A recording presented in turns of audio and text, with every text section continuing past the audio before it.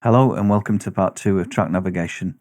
By following the instructions in this video, at the end of it you'll be able to view all of your bass tracks using one key on your controller via CSI or using a hotkey. Now I tend to use 4 bass tracks and sum them down to one bass bus. The quickest way I've found to name them: click in the box, type the name and tab your way down through them one by one.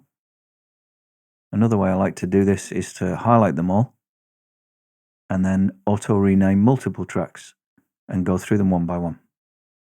I'll put the link in the description to my video on auto color and auto icon, so things start coming up for you like this as you type the name. If you watch video 1 in this series, output buses, then you'll have a more detailed understanding of what we're actually doing here. The videos will make perfect sense on their own, but will give you more understanding if followed in order. So you'll see grey tracks without icons. Select the first 4 and we'll colour them. Generally I use the colour wheel to colour things, but there is a command where you can group by colour. If you think you might use this, use something really simple as your basic colour. I think of these tracks as recording or mixing tracks. Doesn't matter how many you create or want to use, they're all going to sum down into the bass bus. As a general rule, I'll colour the buses darker than the actual track colour. So I'm using a brown and then a darker brown for the bass bus. Colours and icons for visual reference. It also helps visually to stick to a specific layout. The tracks themselves, I use layout, track panel, long name.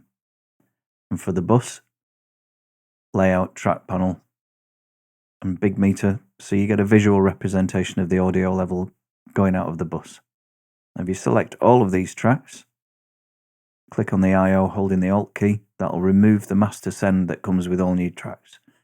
And now we can route these properly. So we're just going to select the tracks, right click, sends, and send those to the bass bus.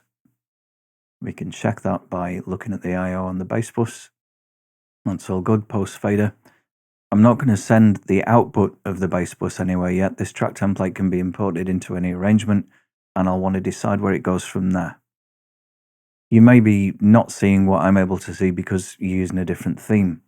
So where I'm seeing this input selection, you will definitely be able to see the same by right-clicking on the record button.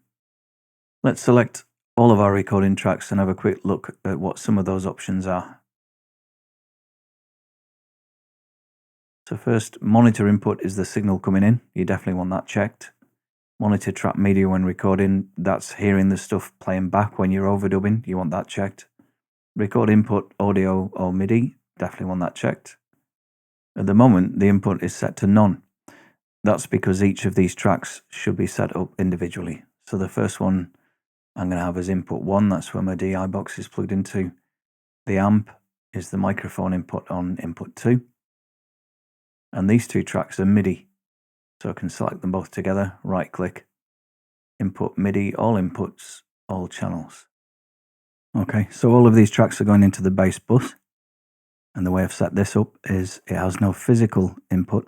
Our tracks are going to it. And I record the output, record output stereo latency compensated, essentially making stems out of all of the bus tracks, or even just portions of stems. And finally, I put auto record arm on any of the tracks, so I just have to select them for it to go into record. That's right click on the record button and have this checked. Now we need to create a cycle action for the name bass.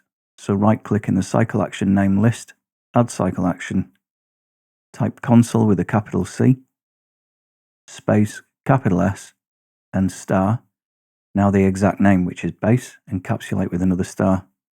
Highlight all of that, copy it, go over to the other side, right click there, add, paste, return and apply.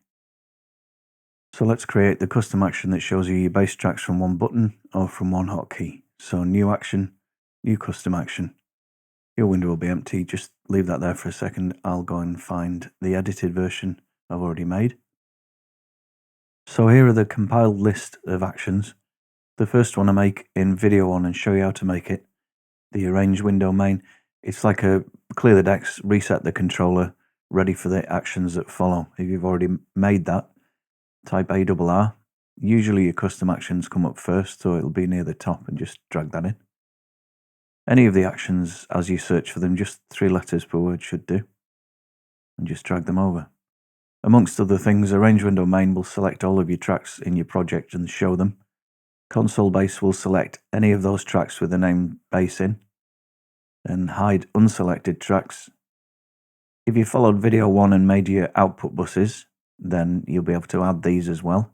So music out will appear and master out will appear. If you didn't do that, this will still work. It'll just look for tracks that aren't there. Then we select all of the tracks, which is basically the tracks in view. Scroll to the top of those and vertical zoom to those tracks so they fill the screen. And then I select the first of selected tracks. That's really for the controller. So the layout always works from channel 1 on your controller. Give it a custom action name and assign hotkey 1. So open your action list, find shortcut hotkey 1, right click this, go to copy, selection, action, command ID, close the action list, go into your preferences, double click CSurf integrator, just leave that there, we'll come back to that. Open your Zon file, go down to F1, make sure you've got Reaper with a capital R typed, couple of spaces after the word Reaper, paste the action, and then add a name after that. Save it, close it, go back to Reaper, return, and that's now updated Reaper. Now any of the tracks with the name bass in them will appear under the F1 button.